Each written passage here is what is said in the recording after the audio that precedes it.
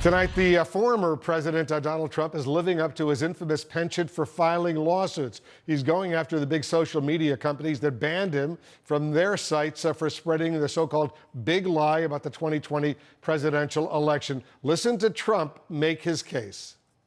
Today, in conjunction with the America First Policy Institute, I'm filing as the lead class representative a major class action lawsuit against the big tech giants, including Facebook, Google, and Twitter, as well as their CEOs, Mark Zuckerberg, Sundar Pichai, and Jack Dorsey. Three real nice guys. We're asking the U.S. District Court for the Southern District of Florida to order an immediate halt to social media companies' illegal, shameful censorship of the American people, and that's exactly what they are doing. We're demanding an end to the shadow banning, a stop to the silencing, and a stop to the blacklisting, banishing, and canceling that you know so well.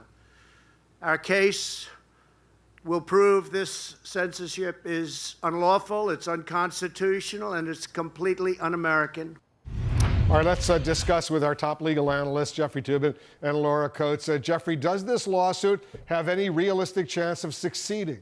It does not. I think, as most people know, the First Amendment operates as a bar on the government discriminating on the basis of people's viewpoints. It does not tell Facebook or CNN what it can and can't broadcast, and Facebook has the right to ban Donald Trump from the use of its facilities according to its own rules.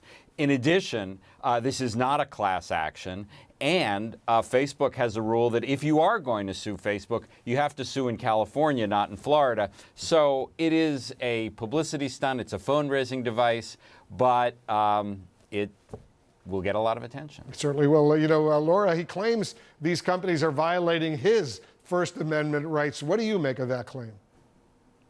Well, I find it shocking that he was the president of the United States and doesn't understand that state actor distinction. I mean, your mother telling you to be quiet doesn't violate your First Amendment rights, nor does your exclusion from a private company's playground called Twitter or Facebook or anything else. You can, as Jeffrey said, file this under a publicity stunt, but it was meant to be brought in the court of public opinion. You heard the support and the applause behind him because it's an attack against this so-called cancel culture, when in reality, the First Amendment does not somehow, by virtue of the fact that a government actor or somebody who wants to participate cannot, it doesn't convert these private companies into state actors. They have a First Amendment right to moderate their platforms, but he's really talking about Section 203, or 230, as well, in his attempt to try to ensure that these tech companies somehow can be held liable for their content moderation because he wants to participate in a way that was successful for him, beneficial for him. The problem is the people he named there, none of them are state actors, nor can they be converted to state actors for his purposes.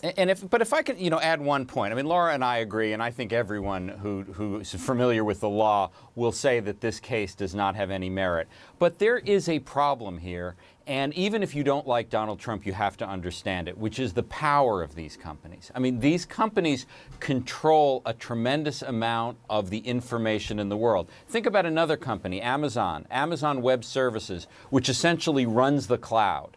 Can Amazon simply say, on any of the thousands and thousands of websites, we don't want the following statements to be made? They haven't done that yet. But, that is a problem. And the power of these companies is a problem. The law has not addressed it yet. This goofy lawsuit won't address it. But the problem is real, and Trump, as usual, is recognizing a source of anger in the country, even if he's not doing anything productive about it. If this lawsuit goes forward, Laura, the social media companies and their lawyers, they can call for depositions of the president. He'll be called to testify and provide all sorts of information about what's going on. I suspect he's not anxious to do so. What do you think?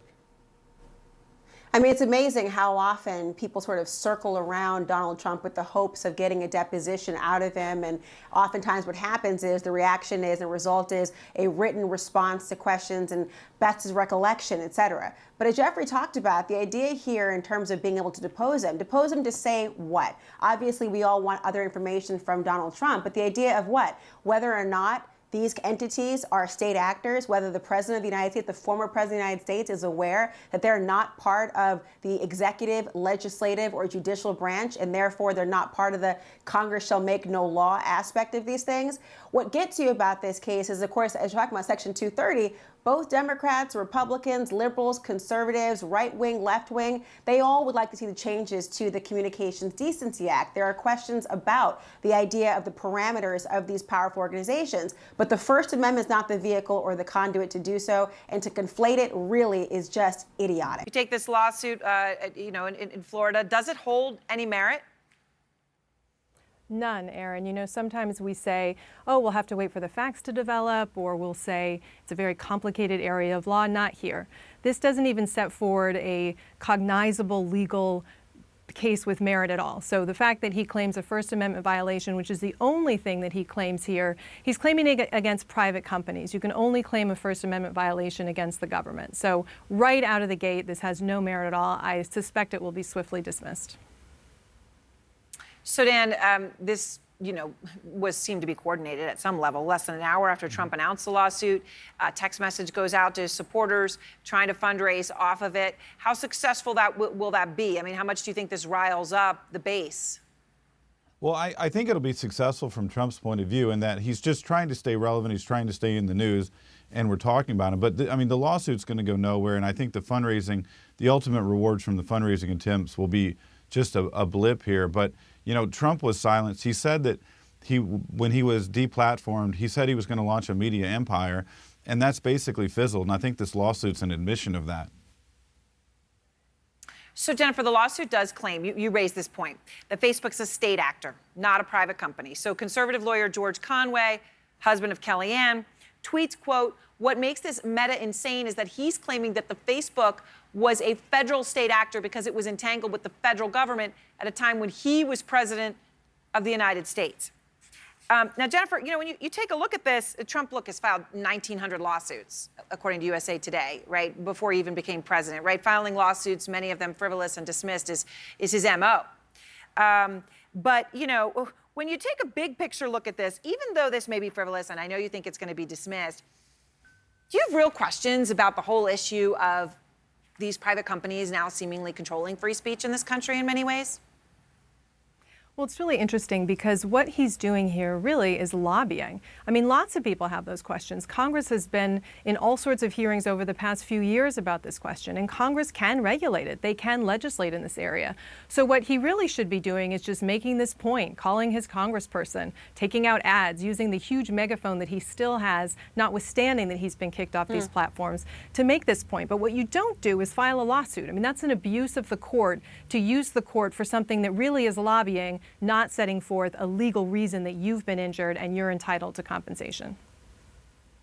And I know you've made it clear you think this will be, quickly dismissed. I mean, Dan, this fight against big tech, though, and the way Trump is fighting this fight, right, by doing things like this lawsuit that don't have merit, have sort of become a rallying cry for the right. I mean, just listen to this.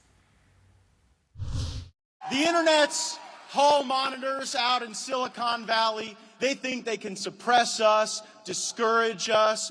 Big tech, I believe, poses the single greatest threat to free speech in our country today, and poses the single greatest threat to democracy in our day. Last I checked, I thought that the Declaration said that our rights come from God, not from Google. Is that right? I mean, last I checked. I mean, it is a rallying cry now, Dan, in the right, and you hear the crowd at CPAC cheering there to Senator Hawley. But I know you think that this move could actually hurt the Republican Party. Explain why. Well, I think this is going to hurt the Republican Party because, look, what we need to be doing is this kind of naked fundraising appeal an hour after he filed the lawsuit, people are going to see it for just that, and it's really not going to mean anything in the long term. We're damaging the Republican brand. What we need to do to win in 2022, to take the White House back in 2024, is we need to appeal to centrist voters that go to work every day, that have families and concerns of their own. So I think we need to be focused on being the loyal opposition to Joe Biden's policies and trying to make them stronger and better for American families, and we need to be focused on legislation. This kind of stuff, as Trump has got this kind of Me Too brand of politics. His tours, his rallies are really like this kind of never-ending revenge tour. This kind of stuff is not the path back to the majority. I think that he's trying to have this kind of purity test. Yeah. That like a Barry Goldwater type purity test that's going to leave us with a smaller minority, not with a governing majority like Reagan would want.